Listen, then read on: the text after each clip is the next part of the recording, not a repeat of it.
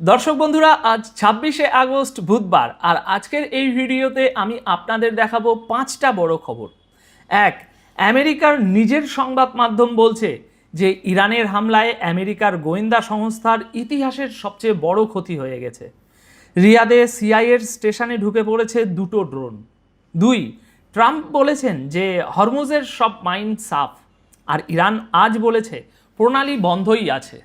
3, ব্রিটেনের একটা বিদ্যুৎ কেন্দ্র 4 দিন বন্ধ ছিল সাইবার হামলায়। 4, চীন এই প্রথম সরাসরি বলেছে যে পাল্টা ব্যবস্থা নেবে। 5, আমেরিকার ভিতরে যুদ্ধের সমর্থন নেমেছে 31%। এই 5টার মধ্যে একটা মিল আছে যেটা প্রথম শোনায় চোখে পড়ে না। ভিডিওর শেষে সেটাই দেখাবো। তাহলে শুরু করি প্রথম খবর। একটা যুদ্ধে কে জিতছে সেটা সবচেয়ে ভালো বোঝা যায় হারা পক্ষের নিজের কাগজ থেকে, আর সেই কাগজটা বেরিয়েছে আমেরিকাতেই। এনবিসি নিউজ 4 জন সূত্রের বরাত দিয়ে গতকাল লিখেছে যে ইরানের মিসাইল আর ড্রোন মধ্যপ্রাচ্যে আমেরিকার গোয়েন্দা ঘাঁটি আর নজরদারি যন্ত্রপাতির যে ক্ষতি করেছে। আমেরিকার গুপ্তচর সংস্থাগুলো এর আগে কখনো এত বড় ক্ষতি দেখেনি। মেরামতের খরচ কয়েকশো কোটি ডলার। দেখুন, এখানে একটা কথা খেয়াল করার মতো, এটা ইরানের দাবি নয়, এটা আমেরিকার নিজের সংবাদ মাধ্যম আর নিজেদের কর্মকর্তাদের মুখের কথা।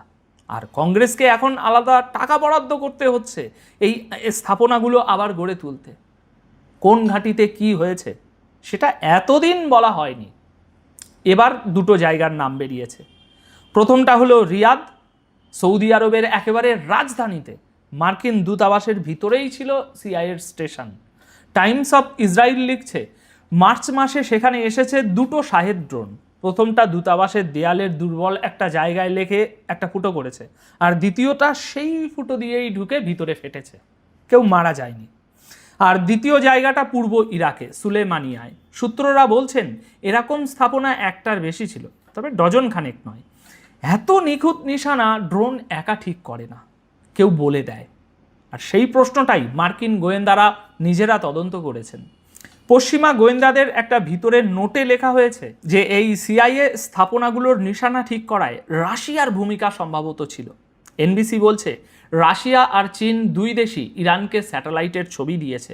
রাশিয়া দিয়েছে ইলেকট্রনিক গোয়েন্দা তথ্যও। আর শাহেদ ড্রোনে বসেছে রুশ কমেটা এম স্যাটেলাইট নেভিগেশন, অনেক বেশি নিখুঁত আর জ্যাম করা কঠিন। সিআইএর সাবেক স্টেশন প্রধান ড্যানিয়েল হফম্যান বলেছেন রাশিয়া আর ইরানের স্বার্থ এখানে এক জায়গায় মিলে যায়। দুই দেশই চায় নিজেদের এলাকা থেকে আমেরিকার প্রভাব কমে যাক বা একেবারেই মুছে যাক। ইরানের রাষ্ট্রসংঘ মিশন, রাশিয়ার প্রতিরক্ষা মন্ত্রণালয় আর সৌদি সরকার এই প্রশ্নে কেউ কোনো জবাব দেয়নি। এবার পুরো ছবিটা। এনবিসির হিসাবে এই যুদ্ধে ইরান 2000-এর বেশি মিসাইল, ড্রোন আর আকাশ হামলা চালিয়েছে। নিশানায় ছিল 8 দেশে অন্তত 20টা মার্কিন সরকারি স্থাপনা। মে মাস পর্যন্ত 42টার বেশি মার্কিন সামরিক বিমান ক্ষতিগ্রস্ত বা ধ্বংস। ওয়াশিংটনের গবেষণা সংস্থা সিএসআইএস-এর বলছে যে আমেরিকা এই যুদ্ধে ঢুকে পড়েছে অথচ নিজের ঘাঁটি বাঁচানোর কথা যথেষ্ট ভাবেনি।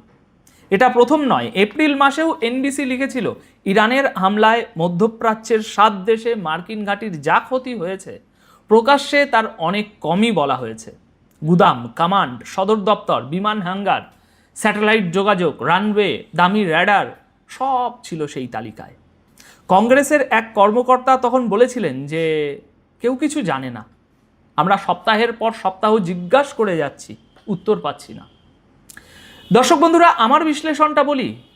6 মাস ধরে পেন্টাগন একটা কথাই বলে এসেছে, ক্ষতি সামান্য।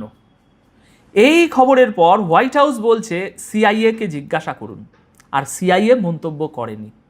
অভিযোগটা মিথ্যে হলে কাজটা খুব সহজ, ক্ষতির হিসেবটা এক পাতায় এনে দেখিয়ে দিলেই তর্ক শেষ। সেটা এখনো হয়নি। দ্বিতীয় খবর, হরমুজ।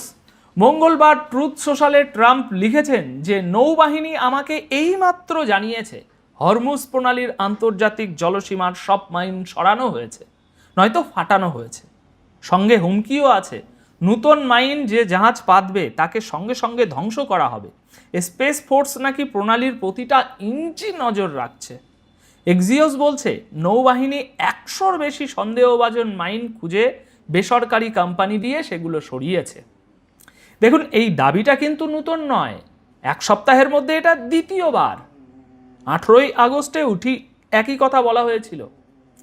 একই দিনে ঘণ্টাখানেকের মধ্যে আর একটা খবর এসেছে তেহরান থেকে।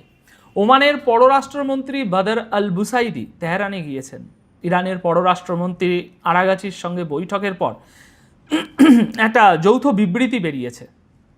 তাতে বলা হয়েছে হরমুজে একটা অস্থায়ী যৌথ নৌ করিডোর হবে আর মাইন সরানোর একটা যৌথ প্রকল্পও হবে। এখন এতদূর শুনে মনে হবে প্রণালী বুঝে খুলে যাচ্ছে, কিন্তু আজ সকালেই তেহরান সেই ধারণাটা ভেঙে দিয়েছে।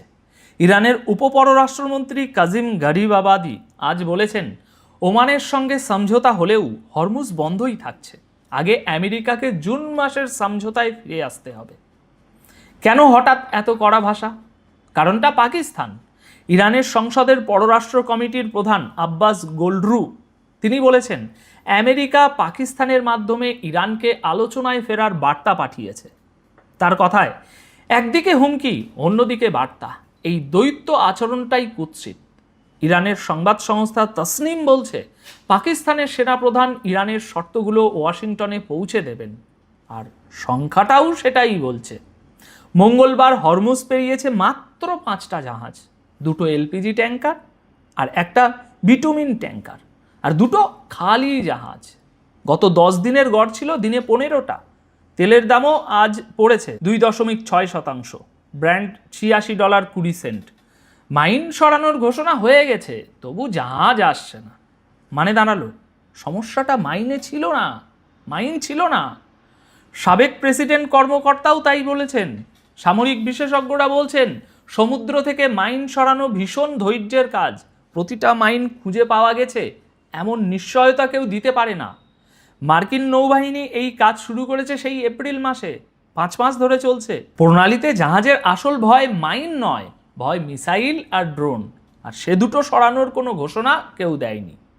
এই যুদ্ধটা এখন আর শুধু উপসাগরে নেই, সেটা আপনাদের দেখাবো একটু পরেই এই ভিডিওতেই। তবে তার আগে তৃতীয় খবর, ব্রিটেনের সানডে টেলিগ্রাফ লিখেছে জুলাই মাসে একটা সাইবার হামলায় ব্রিটেনের একটা বিদ্যুৎ কেন্দ্র 4 দিন বন্ধ হয়ে গিয়েছিল। হামলাটা চালিয়েছে ইরান সংযুক্ত হ্যাকাররা। ব্রিটেনের কোনো বিদ্যুৎ স্থাপনা এভাবে বন্ধ হয়ে যাওয়ার ঘটনা এটাই প্রথম। কোন কেন্দ্র সেটা ব্রিটিশ সরকার নিরাপত্তার কারণ দেখিয়ে বলতে রাজি হয়নি। সরকারের দপ্তর বলছে ওটা ছোট মাপের একটা জেনারেটর ছিল, বড় গ্রিডে কোনো প্রভাব পড়েনি। ব্যাপারটা যদি এতই ছোট, তাহলে তারপরেই বিদ্যুৎ কোম্পানির কর্তাদের ডেকে ব্রিফিং দিতে হয়েছে কেন? দেখুন, ব্রিটেন একা নয়, গত মাসে আমেরিকাতেও জলের ব্যবস্থায় হামলা হয়েছে অন্তত 12টা রাজ্যে। হান্ডালা নামে একটা গোষ্ঠী ক্যালিফোর্নিয়ার হামলার দায় নিয়েছে। তারা বলেছে ইরানের জলের স্থাপনায় মার্কিন হামলার জবাব দিয়েছে তারা। এদিকে মঙ্গলবার মার্কিন স্টেট ডিপার্টমেন্ট একটা পুরস্কার ঘোষণা করেছে। আইআরজিসির নেতাদের খবর দিলে $1 কোটি পর্যন্ত, টাকায় ধরলে প্রায় 100 কোটি। অভিযোগের তালিকায় সাইবার অভিযানও আছে। আমার হিসেব বলছে এই খবরটা যতটা না ব্রিটেনের, তার চেয়ে বেশি ইউরোপের। মার্চ মাসে ব্রিটেন মার্কিন বাহিনীকে নিজের ঘাঁটি ব্যবহার করতে দিয়েছিল। প্রথমে বলা হয়েছিল এটা শুধু আত্মরক্ষার কাজে লাগবে, পরে সেই অনুমতি বেড়ে গিয়ে ইরানের ভিতরে হামলার কাজেও লেগেছে। 5 মাস পরে ব্রিটেনের একটা কেন্দ্রে বিদ্যুৎ বন্ধ হয়ে গেছে। এবার চতুর্থ খবর, চীন। কয়েকদিন আগে এই চ্যানেলে একটা প্রশ্ন রেখে এসেছিলাম যে বেসেন্টের নতুন স্যাংশনের তালিকায় চীনের নাম ওঠে কিনা। আজ উত্তর এসে গেছে, আর এসেছে চীনের নিজের মুখ থেকে। চীনের পররাষ্ট্র মন্ত্রণালয়ের মুখপাত্র লিন জিয়ান বলেছেন চীন সব প্রয়োজনীয় ব্যবস্থা নেবে নিজের অধিকার আর স্বার্থ রক্ষা করতে। ইরানের সঙ্গে চীনের সহযোগিতা আইনের ভিতরেই হচ্ছে, সেটা ব্যাহত করা উচিত নয়। কেন হঠাৎ এই সুর? কারণটা বেসেন্টের তালিকা। সোমবার তালিকায় 60-এর বেশি নাম আছে, আর তার মধ্যে চীন আর হংকংয়ের কোম্পানিও আছে। দেখুন, তালিকায় যা নেই সেটাও জরুরি। কোনো বড় চীনা ব্যাংকের নাম ওঠেনি। বেসেন্ট বলেছেন কেউ মার্কিন স্যাংশনের নাগালের বাইরে নয়, আর লক্ষ্যটাও তিনি লুকাননি, এই সরকারের শ্বাস বন্ধ করে দেওয়া। তার কথায় আমেরিকা আর ইরানি হুমকি সামলাচ্ছে না, শেষ করে দিচ্ছে। ইরানের সামনে দুটো রাস্তা রেখেছেন তিনি। এক, গোটা দুনিয়া থেকে পুরো বিচ্ছিন্ন হওয়া আর কোনো মতে টিকে থাকা। দুই, স্বাভাবিক জীবনে ফেরার একটা শেষ সুযোগ। আর তেল পাচার আটকাতে তার কথায় একটা ফুটোও যেন না থাকে। এদিকে চীনের ভিতরেও সুরটা বদলাচ্ছে। পিকিং বিশ্ববিদ্যালয়ের অধ্যাপক ওয়াং ডং বলেছেন, চীনা কোম্পানিকে নিশানা করা হলে বেইজিং নিজের স্বার্থ রক্ষা করবেই। ননজিং বিশ্ববিদ্যালয়ের অধ্যাপক ঝু ফেং তিনি বলেছেন, চীন এই যুদ্ধে সরাসরি জড়াতে চায় না, কিন্তু উপসাগরে ব্যবসা বন্ধ হয়ে গেলে কি হবে সেই চিন্তা তাদের আছে। এবার সংখ্যাটা দেখুন, ইরান যত তেল বাইরে বেচে তার প্রায় 90% কেনে চীন। আর চীনের হাতে পাল্টা মারার হাতিয়ারও আছে।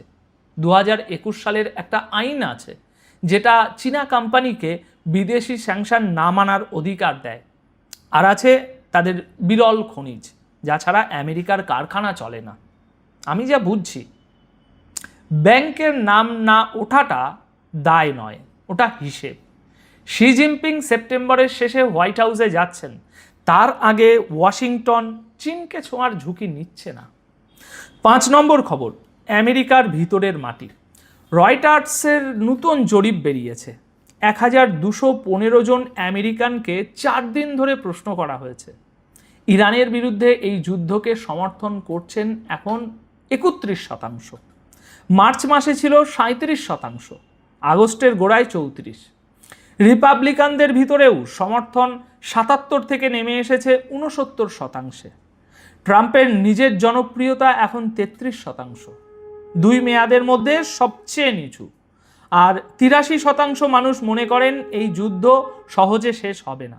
আরেকটা সংখ্যা আছে যেটা ওয়াশিংটনে সবাই দেখছে, যার কোনো দল নেই। সেই স্বতন্ত্র ভোটারদের 33% এখন ডেমোক্রেটদের দিকে, রিপাবলিকানদের দিকে মাত্র 19%। দেখুন, এর সঙ্গে আরেকটা সংখ্যা মেলান। যুদ্ধ শুরুর পর থেকে আমেরিকায় পেট্রোলের দাম গ্যালন প্রতি $1 বেশি বেড়ে গেছে। এবার নিজের কথাটা বলি, দেখুন, যে যুদ্ধ পেট্রোল পাম্পে গিয়ে ঠেকে সেই যুদ্ধ ভোটের আগে বোঝা হয়ে যায়। এবার চটপট কয়েকটা খবর। নেতানিয়াহু ইসরায়েলের চ্যানেল 14-এ বলেছেন যে ইরান তার এক ছেলেকে খুন করার চেষ্টা করেছে। মার্কিন ওয়েবসাইট নিউজম্যাক্স লিখেছে, ছেলেটি থাকতেন ফ্লোরিডায়, সেখানে তাকে অনুসরণ করা হচ্ছিল। খবরটা একটাই সূত্রের, কোনো সরকার এটা নিশ্চিত করেনি, সেটা মাথায় রাখুন। জেরুজালেমের উপকণ্ঠে জাতিসংঘের সংস্থার একটা কারিগরি স্কুল দখল করে নিয়েছে ইসরায়েল। 340 জন ফিলিস্তিনি শরণার্থী ছাত্রছাত্রীর পড়া বন্ধ। জাতিসংঘের এক কর্তা বলেছেন এই দখল বেআইনি। এদিকে ইরানের মুখপাত্র বাঘি এই স্যাংশন নিয়ে বলেছেন এটা আন্তর্জাতিক আইনের নিয়মগুলোকেই মুছে দেওয়ার চেষ্টা। বেসেন্ট অবশ্য বলেছেন যে ইরানের নেতারা নিজেরাই স্বীকার করছেন চাপটা কাজ করছে। তেহরানের নতুন স্যাংশনের ঘোষণার পর পেট্রোল পাম্পে লম্বা লাইন পড়েছে, ডলারের দাম উঠেছে 20 লক্ষ রিয়ালের উপরে। আর কাতারের প্রধানমন্ত্রী ফোন করেছেন আরাগাচিকে। হরমুজে জাহাজ চলাচলের স্বাধীনতার প্রশ্নে কাতার পাশে আছে। এবার দেখুন, 5টা আলাদা খবর, কিন্তু ছবিটা কিন্তু একটাই। আমেরিকার ক্ষতির হিসাবটা এতদিন বাইরে আসেনি, আজ আসতে শুরু করেছে। প্রণালী দখলের ঘোষণা বারবার হচ্ছে, কিন্তু জাহাজ আসছে না। লড়াইটা উপসাগর ছেড়ে ইউরোপের বিদ্যুৎ আর আমেরিকার জল পর্যন্ত পৌঁছে গেছে। চীন আজ এই প্রথম সোজা হয়ে দাঁড়িয়েছে, আর ওয়াশিংটন তার সবচেয়ে বড় ব্যাংকগুলোকে ছুঁতেই পারেনি। আর নিজের দেশের মানুষ সরে যাচ্ছে। মানে দাঁড়ালো, যুদ্ধটা যত লম্বা হচ্ছে আমেরিকার কাছে জেতার রাস্তা তত কমে আসছে। দুটো জিনিস লিখে রাখুন, পরের ভিডিওতে আমরা মিলিয়ে নেব। 1, পেন্টাগন বা সিআইএ এই ক্ষতির হিসাব নিয়ে মুখ খোলে কিনা। দ্বিতীয়, এই করিডোরের কাগজে সই হয় কিনা, আর হলে হরমুজের জাহাজের সংখ্যা বাড়ে কিনা। আমার হিসেব বলছে প্রথমটার উত্তর চুপই হবে। 6 মাস বলা হয়নি, সেটা ভোটের আগে বলার কোনো কারণ নেই। আপনার কি মনে হচ্ছে কমেন্টে অবশ্যই জানান। বাকিটা পরের ভিডিওতে। ভালো থাকবেন, সুস্থ থাকবেন। ধন্যবাদ আপনাদের সকলকে।